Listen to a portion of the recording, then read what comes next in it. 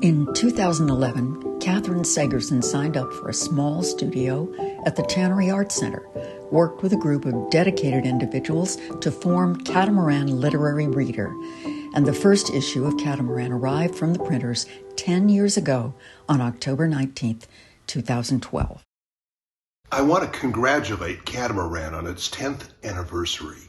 Even in the internet age, small magazines are the lifeblood of literature. They discover and promote new writers. They give an audience to established writers who are working in non-commercial styles. The vision for Catamaran was to provide a quality literary magazine to preserve the work of contemporary poets, writers, and artists in an enduring format, one that had an aesthetic that made readers want to save and display their copies.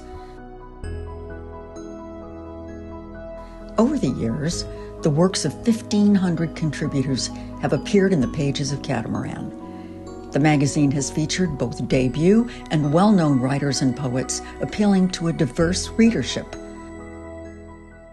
My name is Ariette Guerrero. I'm a huge fan of Catamaran. It's a unique magazine. The fiction, poetry, and essays are exquisite. The artwork is phenomenal. And when you hold the magazine in your hands, it actually has gravitas. You can feel it. You can read a story many times and find something new in it. It has helped me with my own fiction to hear new voices, new perspectives, new ways of being in the world. Writers need that. Catamaran, the voices are very diverse, like my Brazilian voice, right? And I see much beauty and strength and diversity, and that's very important to me. Since that first year, Catamaran has partnered with UCSC to foster careers for young writers through an internship program.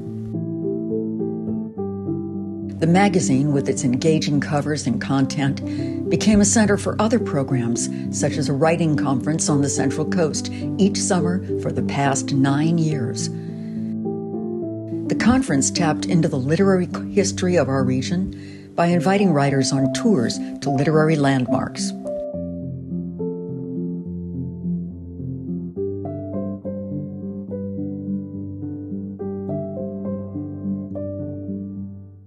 My first conference was a life-changing event because it changed my novel in such a critical way that I went home right away and started rewriting the whole novel, and I finished it and I found a publisher. So that's how much that conference and others had been so important to me. Catamaran soon partnered with the Blitzer Gallery to host the Catamaran Art Exhibition, featuring original artworks from the magazine on display in the gallery, hosting its 9th annual art show this year.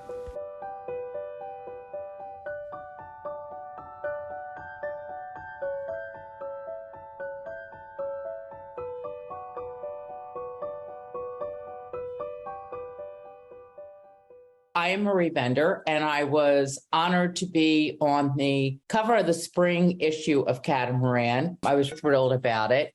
I love the fact that when I open it up, I never know what I'm going to see. It was something that touched on a lot of very heartfelt, important issues that we're facing today, like climate change. I am looking at figurative work, abstract work. I'm looking at people's work changing. I'm seeing people I've never heard of before, which is always exciting. I think that's one of the best things for any artist, is to open something up and see something that touches them, someone brand new that they can explore. And yet, on the other hand, I love seeing a name that I recognize. Next, Catamaran started the First Friday Lit Chat series with contributors who had a new book published, as well as the ongoing educational workshop series at the Tannery Arts Center.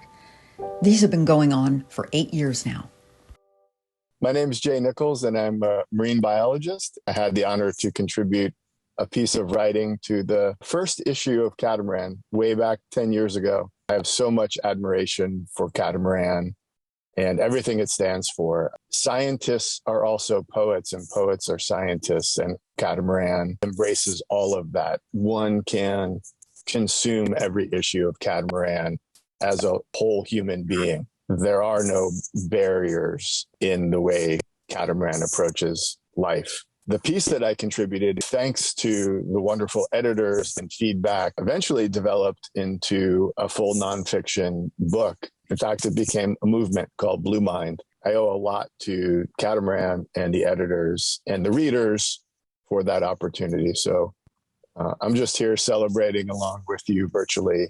It's a gem of a literary journal and something for our entire community to be proud of. And then 5 years ago, Catamaran became a book publisher with the Catamaran Poetry Prize for West Coast poets, open to all poets living on the West Coast, to further support poetry and the unique voice of West Coast poets. Hello, my name is Dorianne Locks, and I'm here to talk about my long relationship with Catamaran. Artists, I'm sure, as well as poets, are very proud to be published there. And I love how the art informs the poetry and the poetry complements and enlarges the art. As a judge, I get to see wonderful manuscripts from all over the country and have the difficult choice of choosing just one for the Catamaran Prize. The books that they put out are just lovely, and any young writer would be happy to have their first book or second book published by Catamaran Press. Throughout the years, Catamaran has preserved a sense of its origins along the Central Coast, publishing seacoast-related content with an environmental consciousness, celebrating our beaches, parks, agricultural areas, and natural resources through creative works. My name is Octavio Solis. I'm a playwright, and I have been published in Catamaran's issues in the past. And my initial response to seeing this magazine is that it seemed to focus on the land, to the beautiful seashore, Santa Cruz, Monterey, Big Sur. And so it had this strong regional cast that felt very true to the spirit of the land there. And it feels quite poignant to remember our connection to the land and to nature. I have noticed that the work in Catamaran has expanded, offering works from urban centers like Los Angeles, San Francisco, in Oregon and Washington. It really feels like it's garnering national attention, and the writers of national repute who are getting published in this lovely literary reader. And the artwork also reflects that. But it's so gratifying to receive the issues. I love reading writers I recognize, as well as being introduced to new writing. That's what's also wonderful about the work that Catherine Sigerson and Elizabeth Mackenzie are doing. They just don't settle for what's already out there. They're constantly mining new writers and finding new artwork as well. It has been exciting to see Catamaran on the shelves in bookstores, libraries, museums, galleries, boutiques, and in people's homes over the years. In the years to come, we hope to find Catamaran spotted in even more places, in more readers' hands and on their nightstands, and to honor the works of future contributors to the magazine in their journey as writers, poets, and artists.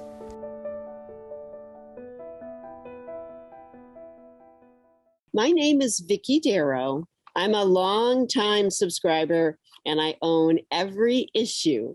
And I'm so grateful to Catamaran for bringing so much light and beauty into my life all these years. As Jane Hirschfield has said, we should not only look at suffering, but we should abide in beauty, love, acts of caring and connection. This is exactly what Catamaran Literary Reader brings to me. I'm grateful that Catamaran chooses local poets, writers, and visual artists, but also contributors from far and wide, men and women people of many races, genders, and walks of life. The journal is such a weaving together of beauty and suffering.